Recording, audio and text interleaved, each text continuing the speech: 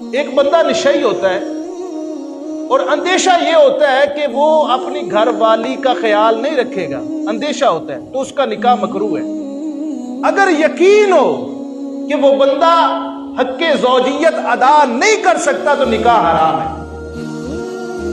یہ کچھ لوگ ایسا کرتے ہیں کہ بندہ نشئی ہے، بندہ جناب والا کرپٹ ہے، پتہ ہے کہ یہ بندہ اپنی بیوی کو اس کا حق ادا نہیں کر سکتا، جناب اس کو پوش پاش کے وہ بچی کو لا کے اس کے گھر پہ بٹھا دیتے ہیں، پھر بچی کا ساری زندگی جہنم بنا دیتے ہیں۔ اور وہ بچہ جس کو زنا کا اندیشہ ہو، زنا کا اندیشہ ہو تو نکاح اس پر واجب ہے، اگر زنا کا یقین ہو تو نکاح اس پر فرض ہے۔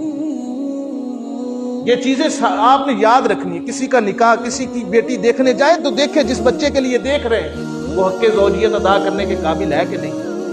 بڑی ایسی بچیاں ہیں جن کی زندگی برباد کر دی جاتی ہے اسی وجہ سے کہ وہ بچہ نشئی ہوتا ہے، وہ حق زوجیت ادا نہیں کر سکتا، لیکن جان بوجھ کے جناب والا اس کو اس کے پلے باندھ دیا جاتا ہے۔ تو یہ ظلم ہے، اور ظلم میں آپ برابر کے شریک ہوں گے۔